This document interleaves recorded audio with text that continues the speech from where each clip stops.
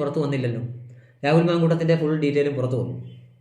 രാഹുൽ മാങ്കൂട്ടം നിരപരാധിയാണെന്നുള്ളതാണ് അതിനകത്തൊരു 90%. പിന്നെ ഒരു ഇര പറഞ്ഞതാണ് എനിക്ക് പരാതിയില്ല, സ്ക്രീൻഷോട്ട് വിട്ടു കഴിഞ്ഞാൽ പുറത്തു വന്നാൽ എനിക്ക് പരാതിയൊന്നുമില്ല എന്ന് വെച്ചാൽ അത്രയും നല്ലൊരു വ്യക്തിയെ സമൂഹത്തെ ഇല്ലെന്നാക്കണമെന്നുള്ള ഒരു ലക്ഷ്യത്തോടെ വന്നതാണെന്ന് തോന്നുന്നു ഈ 3 കേസുകളും. രാഹുൽ മാങ്കൂട്ടത്തിൻ്റെ സ്ഥാനത്ത് താങ്കളായിരുന്നെങ്കിൽ എന്ത് ചെയ്താൽ കേസ് വന്നപ്പോൾ?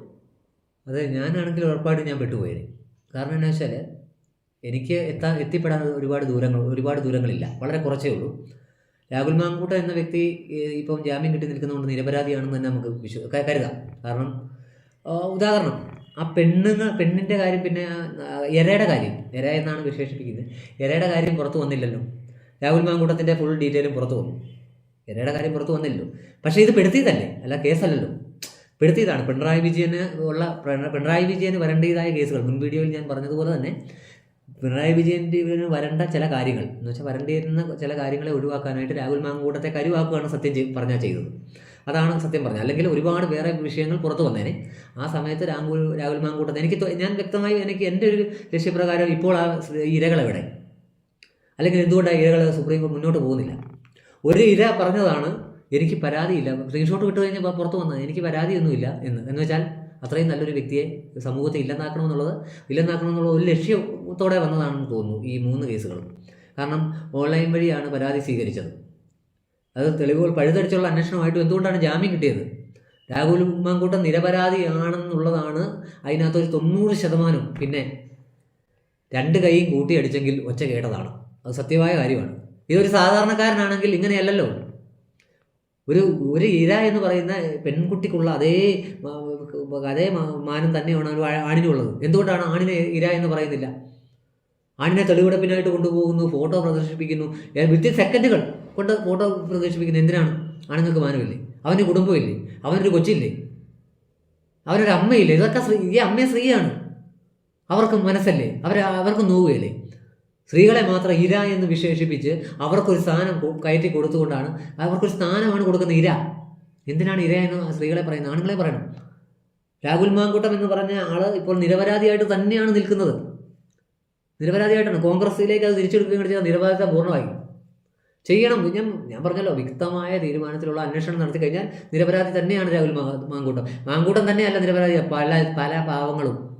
പല പാവങ്ങളും ഇതുപോലെ പെട്ടുകിടപ്പുണ്ട് നമ്മുടെ നാട്ടിൽ തന്നെ. പെണ്ണിൻ്റെ വാക്കാണ് വലുത്. എന്തുകൊണ്ട്? ഇന്ത്യൻ ഭരണഘടനയിൽ പെണ്ണിൻ്റെ വാക്കാണ് വലുത്. പെണ്ണ് പറഞ്ഞു എന്നെ പീഡിപ്പിച്ചാൽ അത് മതി, വൈദ്യപരിശോധനയ്ക്ക് കൊണ്ടുപോകുന്നു, ഇത് കൊണ്ടുപോകുന്നു. ഉദാഹരണം, ഒരു സ്ഥലത്ത്, ഞാൻ സ്ഥലം പറയുന്നില്ല, ഒരു 14 വയസ്സുള്ള ഒരു ബാലൻ, അവൻ പീഡിപ്പിച്ച് ഗർഭിണിയാക്കിയെന്നും പറഞ്ഞൊരു പെണ്ണ് പറഞ്ഞു. അവൻ ലാസ്റ്റ് ഇതിൻ്റെ പുറകെ അവൻ പോയി ലാസ്റ്റ് നിയമപരമായിട്ട് DNA ടെസ്റ്റ് നടത്താൻ തീരുമാനിച്ചു.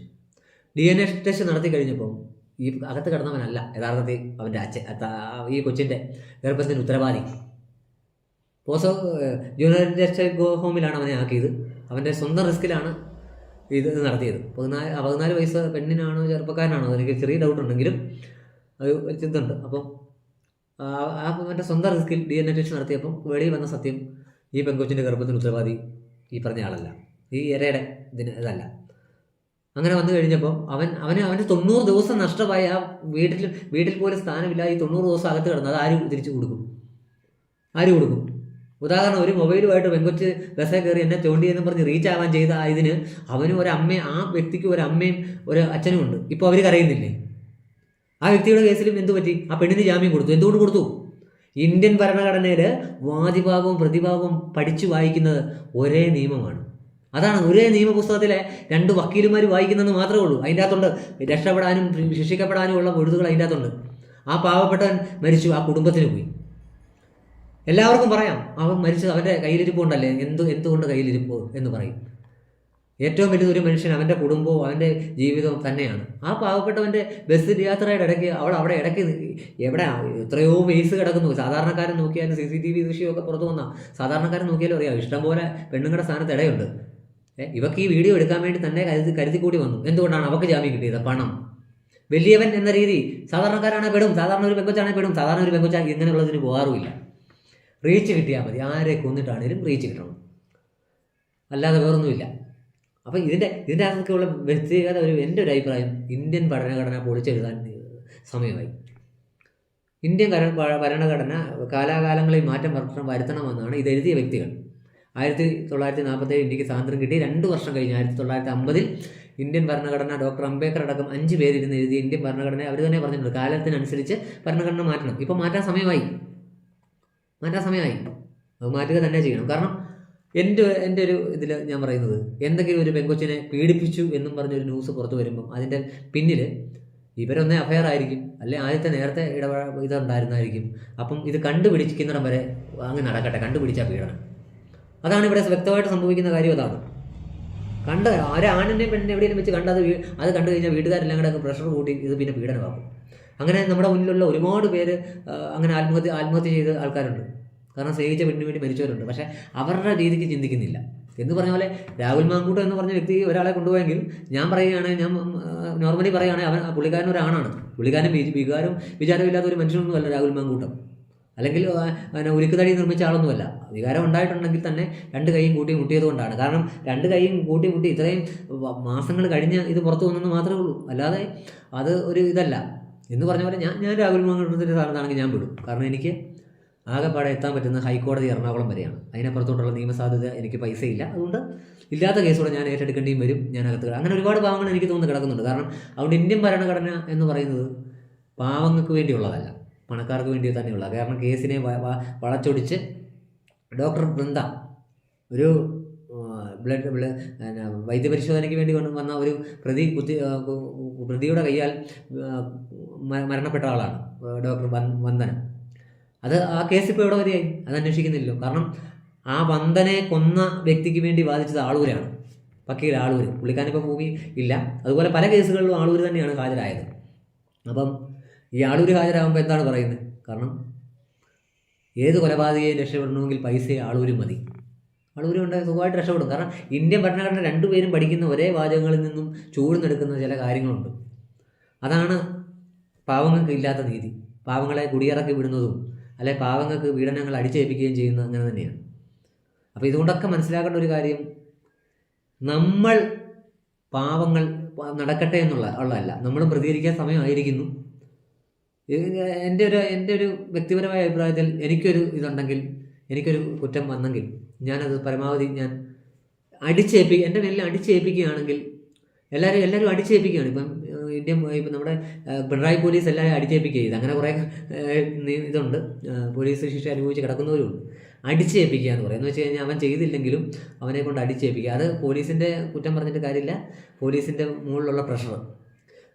ഉദാഹരണം, വാഹന പരിശോധനയ്ക്ക് പോകുമ്പം ഹെൽമെറ്റ് ഇല്ലെങ്കിൽ 500 അങ്ങനെ കൊടുക്കുന്നൊരു നാടാണ് നമ്മുടെ. എന്ന് വെച്ചാൽ അതിനും ഉള്ള എന്ന് വെച്ചാൽ നേരിട്ട് കോടതി അടയ്ക്കാനുള്ള വകുപ്പ് നമുക്കുണ്ടെങ്കിലും പേടിച്ചിട്ട് അവിടെ വെച്ച് ആ കേസ് ഒത്തുതീർപ്പാക്കുവാണ്. അല്ലെ പറയാം നമുക്ക്, സാറേ കോടതിയിലോട്ട് എഴുതിയേക്കാൻ പറഞ്ഞാൽ നമ്മൾ 45 ദിവസത്തിനുള്ളിൽ കോടതി അയച്ചാൽ മതി പൈസ.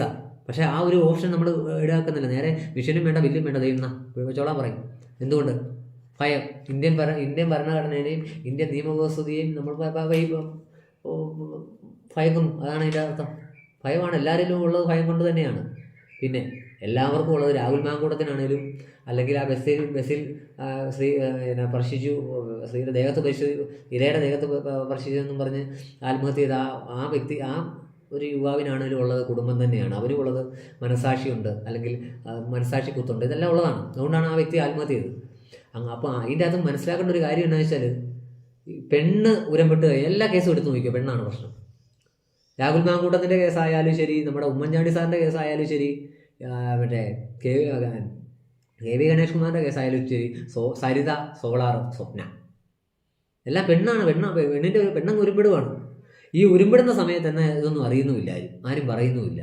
ഇതെല്ലാം കഴിഞ്ഞ് കഴിയുമ്പോൾ, ഉദാഹരണം സിദ്ദിഖ്, അമ്മയുടെ ഒരു റിപ്പോർട്ട് വന്നപ്പോൾ സിദ്ദിഖിനെ പോലും അകത്താക്കാൻ നോക്കി. അതും വർഷങ്ങൾക്ക് മുമ്പ് പീഡിപ്പിച്ചുവെന്നാണ് പീഡിപ്പിച്ചുവെന്ന് വരെ പറയുന്നു. പക്ഷേ അത് അത്രയും വർഷങ്ങൾ കഴിഞ്ഞാണ് പുറത്തു വരുന്നത് ഓരോ കേസും.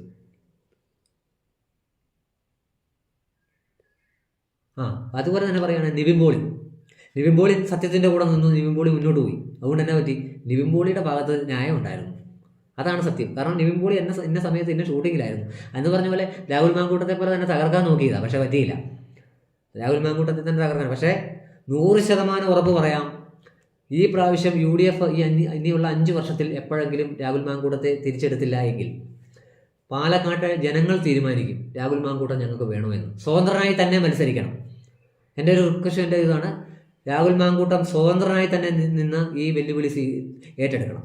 കാരണം ഉറപ്പായും ജയിക്കും, 100% ഉറപ്പാണ്. കാരണം പാലക്കാട് ജനങ്ങൾ പൊട്ടന്മാരല്ല. രാഹുൽ മാങ്കൂട്ടത്തെ വമ്പിച്ച ഭൂരിപക്ഷത്തിൽ തന്നെ ജയിക്കുകയും ചെയ്യും. ഈ പുറത്തു നിന്ന് കളിച്ച പെണ്ണുങ്ങളൊക്കെ അവൻ്റെ മുന്നിൽ സാറേ എന്ന് വിളിക്കേണ്ടി വരികയും ചെയ്യും. അതാണ് ഒരു സത്യം പറഞ്ഞാൽ സൈലൻ്റ് ആയിട്ടുള്ളൊരു ഒരു ചിരിയോടെ തീർക്കുന്ന വൈരാഗ്യം എന്ന് പറഞ്ഞാൽ അതാണ്.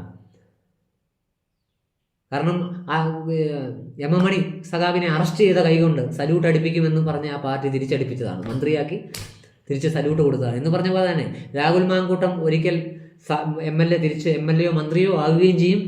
സ്വതന്ത്രനായി തന്നെ UDF പാർട്ടി തിരിച്ചെടുത്തില്ല എങ്കിൽ സ്വതന്ത്രനായി നിന്ന് ജയിക്കുകയും ചെയ്യും, ഒരു മന്ത്രിയാകുകയും ചെയ്യും. ഇന്ന് ഈ താത്തി കെട്ടിയ ഇരകൾ സാറേ എന്ന് വിളിക്കേണ്ടിയും വരും. അത് കാലത്തിൻ്റെ നിയോഗമാണ്. കാരണം 10 വർഷം ഭരിച്ചു മുടിച്ച പിണറായി ഇപ്പോൾ എവിടെയാണ്? കടക്ക് പുറത്ത് എന്ന് പറഞ്ഞപ്പോൾ ജനങ്ങൾ കടകടച്ച് കടകട എന്ന് പറഞ്ഞ് ഇറക്കി വിട്ടതാണ് പിണറായി. എന്ന് പറഞ്ഞ പോലെ കാലങ്ങൾ സത്യം തെളിയിക്കുക തന്നെ ചെയ്യും. രാഹുൽ മാങ്കൂട്ടം എന്നെങ്കിലും ഒരിക്കൽ ഒരു സല്യൂട്ടിന് അർഹനായെങ്കിൽ ഈ കേസ് റീഓപ്പൺ ആകുന്നത് വരെ പ്രവർത്തിക്കുകയും ചെയ്യും. അതുകൊണ്ട് പറയുകയാണ്, UDF തിരിച്ചെടുക്കുക. കാരണം വേണ്ടത് കാലം കഴിഞ്ഞ നേതാക്കളെയല്ല, കാലത്തിന് വേണ്ടി പോരാടുന്ന യുവ നേതാക്കളെയാണ്. രാഹുൽ മാങ്കൂട്ടം എന്നും ജനങ്ങൾക്കൊപ്പം.